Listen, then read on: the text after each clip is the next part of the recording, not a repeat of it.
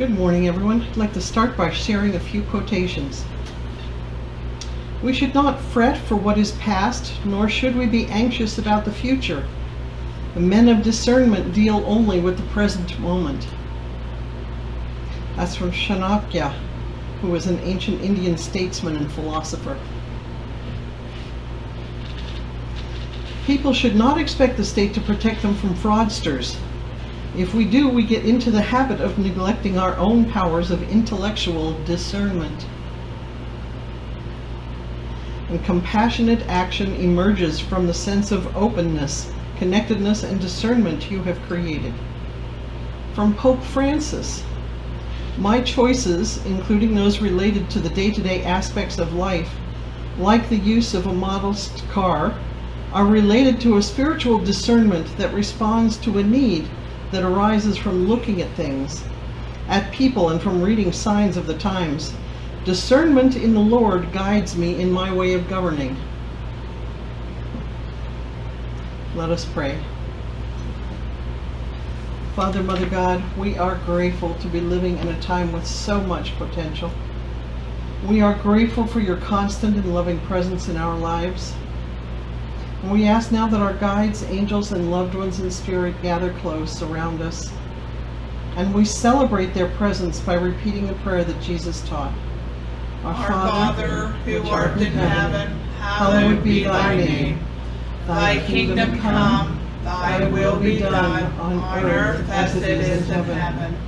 Give us this day our daily bread, and forgive us our trespasses, as we forgive those who trespass against us. And lead us not into temptation, but deliver us from evil. For thine is the kingdom, and the power, and the glory forever. Amen.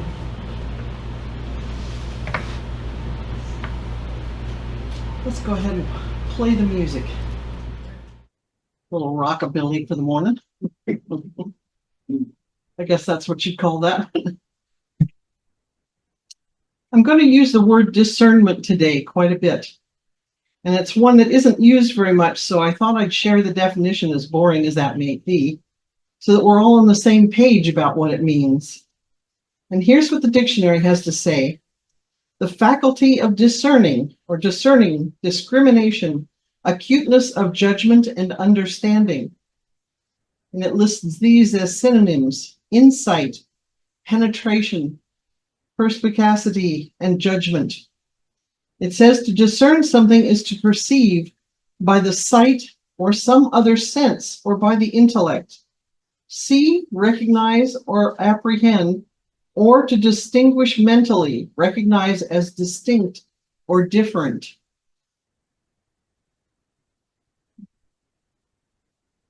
I know a woman who channels several different ascended masters and light beings, and she is amazing. But this particular message that I want to share this morning came from Thoth. If that name is unfamiliar, he's the Egyptian god of writing and knowledge, also said to be associated with the Akashic records. And he has this to say about our recent history. You need to start taking responsibility for your choices. We are trying to tell you the pros and cons of everything, but at the end of the day, it's up to you to go into your heart and to connect with your highest self and really make a conscious choice. A conscious choice. Your highest self will always jump in, but we're trying to make the human personality be more aware. Your highest self can never make a mistake, but part of this awakening process is getting this human personality more aligned with the other pieces of self, with the highest self, with the divinity, and with the oneness. For the human self is still filled with the ego and the judgment and the separation, and it's the human self that really needs to make this discernment. And we don't say this to make anyone feel bad. We just want you to understand the importance of actually checking. You used to, 10, 15, or 20 years ago, those of you that were on your spiritual path, and even 5 years ago, you could say yes to everything and nothing would happen. No harm would come. Those days are long gone. What you don't realize is up until a number of years ago, there was so much protection fields around you. You couldn't harm yourself with energy very readily. And yes, there was manipulation from outside sources and all of those sorts of things, which has been let go. But there were also these fields because you were seen as little babies, these little children, energetically speaking, in human form. And so you were highly protected. Now, we know some of you don't like that it felt like that with the traumas you went through, but we're talking about the big picture. But most of this has dissolved because the awakening cannot happen on a planetary level if you're still in that state of protection and lack of awareness. And so slowly, over a period of approximately 3 of your Earth years, all of that has dissolved. And of course, it was done quietly. You never knew the fields were there in the first place because this is how the awakening has happened. How many of you would say that, let's say over the last couple of years, just as a rough idea, you can feel energy more? It's not just that the vibrations are higher, it's that you can feel it more too, because so much of this protection has dissolved. And so what's happened is you took these baby humans over the eons and you had your lifetime after lifetime and all these things, these good experiences and what you call negative experiences, and all these various varieties of experiences and lifetimes you had when you went into polarity and tried everything. And you were in this protected state. And now over these years, most of this energy of protection dissolved. It was so the awakening could really happen. And so the diamond lights and higher frequencies could start coming onto your planet and into your fields. And those fields also kept the vibration of the planet more stable. So it is as though you have graduated and you're moving into the next layers or levels, and more is allowed. And this is why the discernment is so critical and why it's different than it used to be. So let's start with the idea that your discernment is very important. It always was, but it's now even more so. To me, discernment is kind of the Where's Waldo of skills.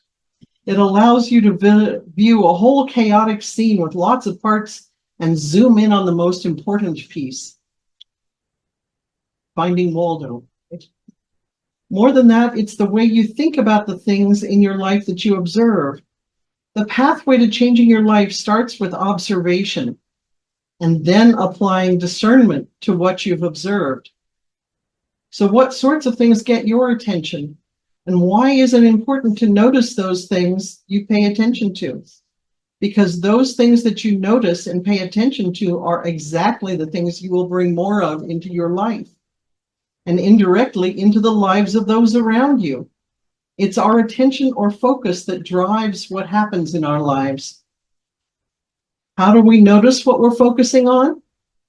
We step back from whatever life events are sucking up our attention. You know, all those background people and things in the Waldo pictures. And we work to observe and discern exactly what's happening. That's difficult to do when we're in the midst of trauma and drama. If we can pull ourselves back from that for a while, turn off the news, turn off the social media, and just breathe, the events and people around us come into clearer focus. Pretend that this is all happening to and around someone else. That gives us a different viewpoint to really see what might be happening. Once we're able to do that, if even in a small area of our lives, then we have a chance to change it. What we focus on, we create more of. Without our conscious discernment, we create unconsciously with our subconscious. Call it creation by default. And that default would be our fault. We may understand a bit better why Aunt Josephine is always so adamant that we not say the word cheese. It's because Uncle Joseph likes to put cheese on everything, and that makes him very gassy. So she doesn't want him reminded of cheese. So Aunt Josephine has created a world where she is on edge around people all the time because she's afraid someone might mention that single word. Or why Uncle George doesn't like the color blue, because when he was 3, his big brother told him blue was the color of the monsters under his bed. And now Uncle George is uncomfortable sitting in a blue room and doesn't even know why. They've created these situations by default without using their discernment. So, okay, now we get that observation and discernment are a key piece of living and creating consciously. And it's so enough silly examples. What we can do with this information, because just observing and understanding events doesn't change anything. What we do is remember that what we focus on is what we create. And if we want to create something specific, we do so by changing our focus. Those of you who've taken any mediumship classes that I've taught have heard me say repeatedly that your intent is what is important. Set your intent before you start any task.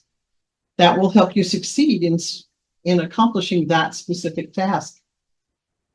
In my mind, the key to a successful outcome to any particular task is setting the intention that the task be completed in the way you want it to. Because any specific task is under your control, and it's your intention that's key. The key to changing circumstances or situations that surround you, things that are not exclusively under your control, is changing your focus. What you focus on is what you will see more of. We call that the law of attraction, which is just one of the natural laws that as spiritualists we strive to live by. As I like to do, I do have a couple of stories to share about the power of focus of our intention in our lives. Here's one from the book, No Time Like the Present, Finding Freedom, Love, and Joy Right Where You Are by Jack Kornfield. It says, Sarah, who is a single mom with 2 kids, found that her 8-year-old daughter, Alicia, had leukemia. Sarah was terrified, anxious, and grieving the loss of her child's health, scared that she would lose her. For the first year, Alicia went through long rounds of chemotherapy, hospital stays, and doctors. A fearful sadness filled the house, and anxiety colored Sarah's days. Then one afternoon, when they were out on a walk, Alicia said, Mama, I don't know how long I'm going to live, but I want them to be happy days. Her words were a splash of cold water on her mother's face. Sarah realized she had to step out of the fearful melodrama to meet her daughter's freedom of mind with her own, to return to a trusting spirit. Sarah grabbed her daughter and did a little waltz, holding her tight. Her fear dissipated. And in time, Alicia healed. She's now 22 and graduated from college. But even if she hadn't healed, what kind of days would you have had her choose? You can't do much with your life if you're miserable. You might as well be happy. And I love this little story too. I hired a plumber to help me restore an old farmhouse. And after he just finished a rough first day in the job, a flat tire made him lose an hour of work, his electric drill quit, and his ancient 1-ton trucks refused to start. While I drove him home, he sat in stony silence. On arriving, he invited me in to meet his family. As we walked toward the front door, he paused briefly at a small tree, touching the tips of the branches with both hands. When opening the door, he underwent an amazing transformation. His face was wreathed in smiles, and he hugged his 2 small children and gave his wife a kiss. Afterward, he walked me to the car. We passed the tree, and my curiosity got the better of me. I asked him about what I had seen him do earlier. Oh, that's my trouble tree, he replied. I know I can't help having troubles on the job, but one thing's for sure, those troubles don't belong in the house with my wife and children. So I just hang them on the tree every night when I come home and ask God to take care of them. Then in the morning, I picked them up again. Funny thing is, he smiled, when I come out in the morning to pick them up, they aren't nearly as many as I remember hanging on the tree the night before. And then there's this final little lesson. My mom did not sleep. She felt exhausted. She was irritable, grumpy, and bitter. She was always sick until one day suddenly she changed. One day my dad said to her, I've been looking for a job for 3 months and I haven't found anything. I'm going to have a few beers with my friends. My mom replied, it's okay. My brother said to her, Mom, I'm doing poorly in all subjects in college. My mom replied, okay, you'll recover, and if you don't, you'll repeat the semester, but you pay the tuition. My sister said to her, Mom, I smashed the car. My mom replied, okay, daughter, take it to the car shop and find out how to pay while they fix it. Get around by bus or subway. And my daughter-in-law said to her mother-in-law, I came to spend a few months with you. My mom replied, okay, settle in the living room couch and look for some blankets in the closet. All of us gathered worried to see these reactions from Mom. We suspected she'd gone to the doctor and that she was prescribed some pills called I don't give a damn. Perhaps she was overdosing on those. We then proposed to do an intervention with my mom to remove her from any possible addiction she had towards some anti-tantrum medication. But then she gathered us around and my mom explained, it took me a long time to realize that each person is responsible for their life. It took me years to discover that my anguish, anxiety, my depression, my courage, my insomnia, and my stress does not solve your problems, but aggravates me. I am not responsible for the actions of everyone. And it's not my job to provide happiness, but I am responsible for the reactions I express to that. Therefore, I came to the conclusion that my duty to myself is to remain calm and let each of you solve what corresponds to you. I've taken courses in yoga, meditation, miracles, human development, mental hygiene, vibration, and neuro-linguistic programming. And in all of them, I found a common denominator. I can only control myself. You all have the necessary resources to solve your own problems, no matter how hard they might be. My job is to pray for you, love on you, encourage you, but it's up to you to solve them and find your happiness. Goodness, what's with me today? I can only give you my advice if you ask me, and it depends on you to follow it or not. There are consequences, good or bad, to your decisions, and you have to live with them.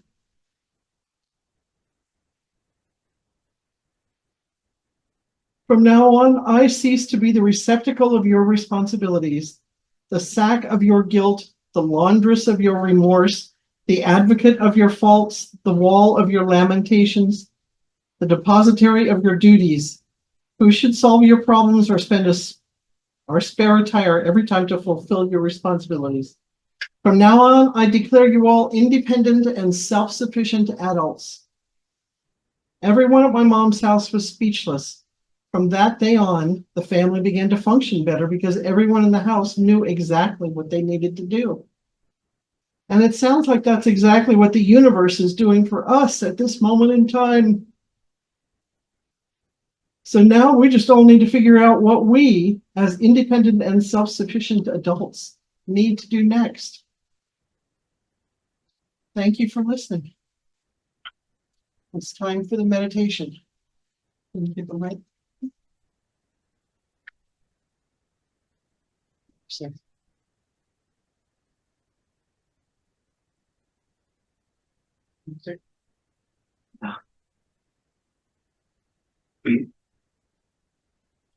As we begin the meditation, I'd like to invite you to take 3 deep breaths and feel yourself relax a little bit more with each one.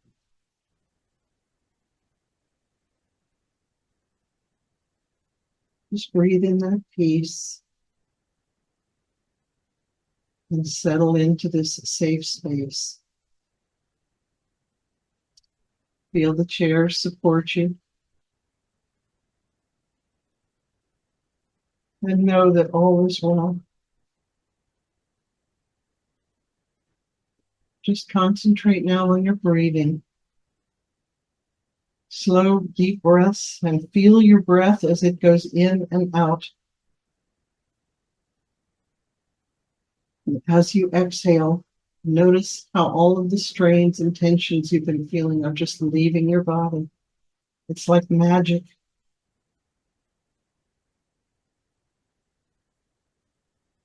Just feel your breath as it goes in and out, bringing in the new and releasing the old.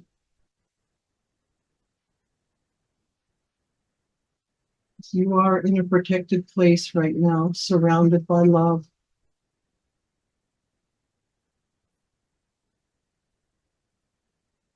And into this safe and loving space, you're invited to just relax and open. Just breathe and imagine your heart space expanding.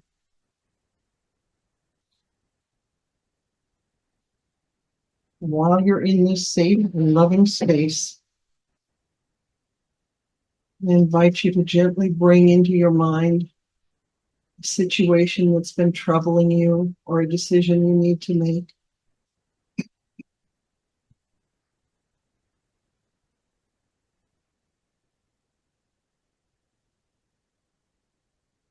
Looking at the options you have to choose from, gently bring one of those options into your mind.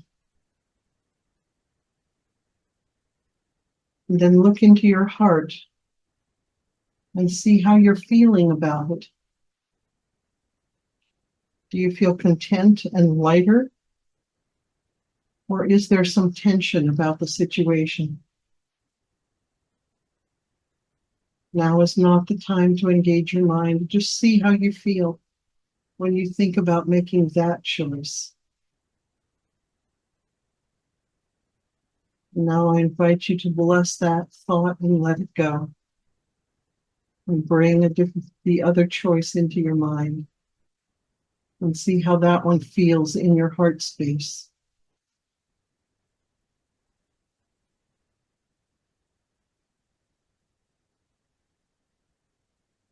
You know that you can get in the habit of doing this with everything in your life. Bring your choices into your heart space and see how your life changes.